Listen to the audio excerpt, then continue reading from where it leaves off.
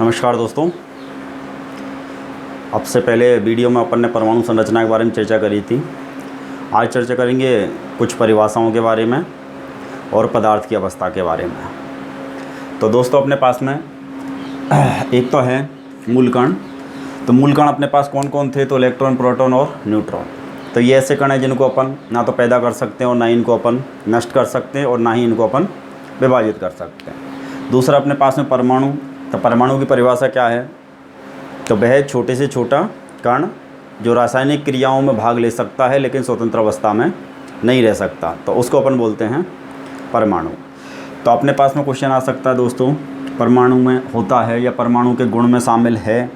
तो परमाणु के गुणों में शामिल है भाई रासायनिक क्रियाओं में भाग ले सकता है और स्वतंत्र अवस्था में रह सकता है या नहीं रह सकता? तो स्वतंत्र अवस्था में नहीं रह सकता। अगला अपने पास में है मॉलिक्यूल, अणु। अणु की भी परिभाषा परमाणु से मिलती जुलती है बिल्कुल, एक शब्द का अंतर है केवल।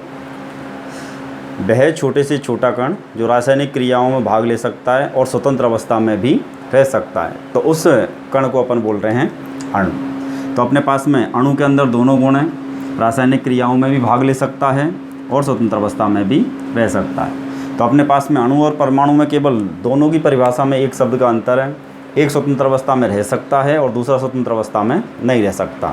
स्वतंत्र, अब क्वेश्चन अपने पास बन सकता है निम्न में से कौन स्वतंत्र अवस्था में रह सकता है? ऑप्शन अपन को मिले इलेक्ट्रॉन, प्रोटॉन, न्यूट्रॉन या परमाणु या अणु।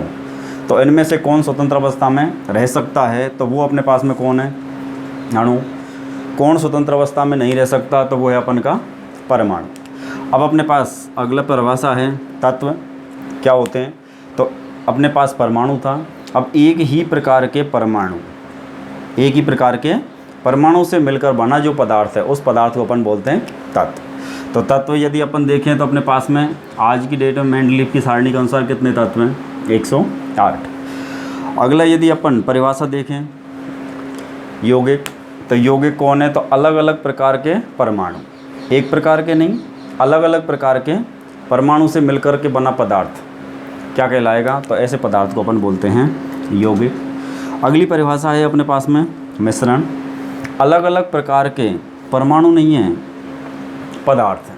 तो अलग अलग प्रकार के दो पदार्थों को यदि अपन मिलाएं तो अलग अलग प्रकार के पदार्थों से मिलकर बने जो पदार्थ है उस पदार्थ को अपन बोलते हैं मिश्रण।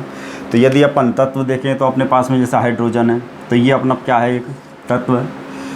यौगिक में क्या है? तो यौगिक एक ऐसा पदार्थ है जिसमें एक प्रकार के परमाणु नहीं हैं, उसमें अपने पास अलग अलग प्रकार के परमाणु हैं। जैसे अपन जल को देखें तो जल के अंदर अपने पास में हाइड्रोजन के भी परमाणु हैं और अपने पास में ऑक्सीजन के भी परमाणु हैं।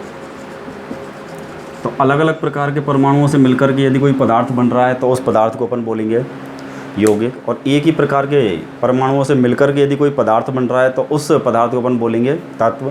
और अलग अलग प्रकार के यदि पदार्थों से मिलकर के कोई पदार्थ बनता है तो उसको अपन बोलते हैं मिश्रण। जैसे अपने पास में यदि नमक का घोल दिया जाए तो नमक को यदि अपन पानी या नमक और पानी का घोल है तो नमक पानी का जो घोल है ये अपन का क्या रहेगा? मिश्रण रहेगा। यहाँ दोनों अलग अलग पदार्थ हैं, एक नमक और एक पानी। तो ऐसी अपने पास में ये परिभाषाएँ थी। अब अपने पास में पदार्थ का निर्माण कहाँ से होता है? तो पदार्थ के निर्माण के लिए अपने पास में सबसे पहले मूल कण। मूल कणों में अपने पास में तो दोस्तों अपने पास में पदार्थ का जो निर्माण होएगा तो अपने पास में किससे होएगा? परमाणु। दो या दो से अधिक परमाणु मिलेंगे तो अपने पास संरचना आती है किसकी? अणु की। और दो या दो से अधिक अणु मिलेंगे तो अपने पास बनेगा पदार्थ। अब अपने को चर्चा करनी है पदार्थ की अवस्थाओं के लिए। तो पदार्थ की जो अवस्था हैं उनको मुख्यतः तीन भागों में बांटा गया। अपने पास में पदार्थ की अवस्था है ठोस, द्रव और गैस। पदार्थ जो है मुख्यतः तीन अवस्थाओं में पाया जाता है, ठोस, द्रव और गैस। तो अपने पास में पहली अवस्था पदार्थ की ठोस अवस्था है, दूसरी जो अवस्था है वो अपने पास में द्रव अवस्था, तीसरी जो अवस्था है वो अपने पास में गैस अवस्था। दोस्तों इस सारणी में अपने पास में 3 लाइनें दिख रही हैं। इन लाइनों में अपने पास में अलग अलग प्रकार से कई सारे क्वेश्चन बनेंगे। देखने में सारणी छोटी है लेकिन सारणी में से क्वेश्चन किस प्रकार से बनेंगे? तो अपने पास में एक होता है पदार्थ का द्रव्यमान। तो किसी पदार्थ के अंदर उपस्थित पदार्थ की मात्रा जो होती है वो अपना द्रव्यमान। आयतन क्या होता है, तो कोई वस्तु जितना स्थान घेरती है वो उसका आयतन। आकार तो हर वस्तु का एक आकार होता है। तो अपने पास में जो ठोस जो पदार्थ हैं, ठोस पदार्थों के अपने पास पूछा जाए भाई इनका कौन सा इकाई निश्चित रहती है, कौन सी इकाई अनिश्चित या परिवर्तित होती है।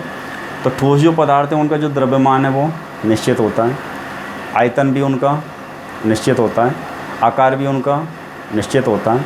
ऐसे ही अपने पास यदि अपन चर्चा करें द्रव्य जो पदार्थ हैं तो उनके अंदर क्या गुण है, क्या खासियत है, तो द्रव्य जो पदार्थ हैं उनका द्रव्यमान निश्चित होता है, आयतन निश्चित होता है, लेकिन द्रव्य पदार्थों का जो आकार होता है वो आकार अनिश्चित होता है। गैस जो पदार्थ हैं इनका द्रव्यमान जो है वो निश्चित है, लेकिन इनका आयतन अनिश्चित होता है और इनका आकार भी अनिश्चित होता है। अब अपने पास में इस सारणी में से क्वेश्चन आ सकता है, अपने को पूछ सकता है भाई ठोस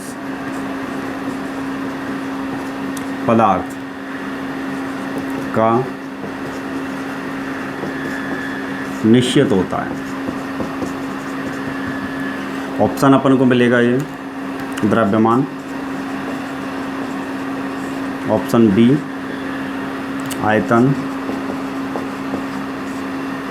ऑप्शन सी आकार, ऑप्शन डी ये सभी। तो एक क्वेश्चन तो अपने पास आ गया भाई ठोस पदार्थ का निश्चित होता है, तो ठोस पदार्थ का निश्चित होता है ऑप्शन ए द्रव्यमान, बी आयतन और सी आकार। यदि अपन वो तीनों कन्फर्म याद हैं तो अपना सही आंसर कौन लगेगा, सही आंसर लगेगा डी।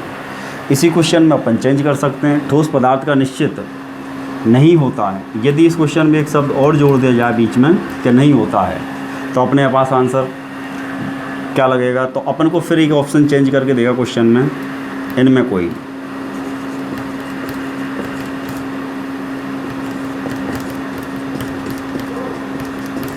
अब क्वेश्चन अब चेंज हो गया, तो ठोस जो पदार्थ हैं उसमें निश्चित नहीं होता है, तो अपन को वो घटक बताना जो निश्चित नहीं होता है, जबकि ठोस पदार्थों में ऐसा कोई सा घटक नहीं है जो उनमें से निश्चित नहीं होता है। तो अपने पास में इस कंडीशन में आंसर लगेगा इनमें से कोई नहीं।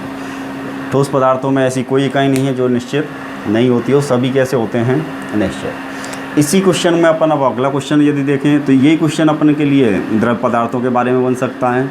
अपन को ये क्वेश्चन बन गया द्रव्य पदार्थों का निश्चित होता है। ऑप्शन एज इट इज है अपने पास में ए ऑप्शन द्रव्यमान, बी ऑप्शन आयतन, सी ऑप्शन आकार। अब अपने पास में अगला एक क्वेश्चन अपन को चेंज करना पड़ेगा। तो अपने पास यदि सारणी याद है तो अपन सारणी में से आसानी से आंसर ढूंढ पाएंगे। कोई भी पदार्थ द्रव्य अवस्था में है तो उसका द्रव्यमान निश्चित होता है, आयतन उसका निश्चित होता है, लेकिन द्रव्य पदार्थों का आकार अपन उनको जिस पदार्थ को अपन जिस भी बर्तन में या जिस भी पात्र में डालेंगे वो उसी का आकार ले लेगा। जैसे अपने पास में एक गिलास के अंदर पानी है तो उसने गिलास का आकार ले रखा है। यदि गिलास के पानी को अपन जग में डालेंगे तो वो जग का आकार ले लेगा। तो द्रव्य पदार्थों का आकार निश्चित नहीं होता है। तो अपने पास में अब यहाँ निश्चित होता है तो अपन को एक ऑप्शन मिलेगा ए और बी दोनों। तो अपने पास में अब सही आंसर जो लगेगा वो डी लगेगा। द्रव्य पदार्थों का निश्चित होता है तो द्रव्यमान निश्चित होता है, आयतन निश्चित होता है, लेकिन आकार उनका अनिश्चित होता है। तो सी आंसर नहीं लग सकता। अब अपना सही आंसर जो बनेगा वो बनेगा ए और बी दोनों। तो सही आंसर अपना यहाँ लगेगा डी। इसी क्वेश्चन में यदि अपन देखें तो इसी क्वेश्चन को अपन चेंज कर सकते हैं। द्रव्य पदार्थ का निश्चित नहीं होता है। ऑप्शन यदि सेम रखे जाएँ लेकिन क्वेश्चन में अपन ने एक शब्द का अंतर दे दिया कि भाई द्रव्य पदार्थ का निश्चित नहीं होता है, तो अपना आंसर अब अपन से ये नहीं पूछ रहा है निश्चित होता है, ये पूछ रहा है निश्चित नहीं होता है। तो निश्चित नहीं होता है तो द्रव्यमान आंसर नहीं हो सकता, आयतन नहीं हो सकता, लेकिन आकार अब इसका आंसर है। तो अपना सही आंसर लगाएंगे अपन सी। क्वेश्चन पूछ रहा है द्रव्य पदार्थ का निश्चित नहीं होता है, तो कौन सा घटक है जो निश्चित नहीं होता है, तो द्रव्य पदार्थों का आकार निश्चित नहीं होता है। तो इस कंडीशन में अपना सही आंसर जाएगा अब सी। ऐसे ही अपने पास में यही क्वेश्चन अगले गैस लिख के आ सकता है। इसमें यदि अपन यहाँ गैस लिखें तो गैस पदार्थ का निश्चित होता है।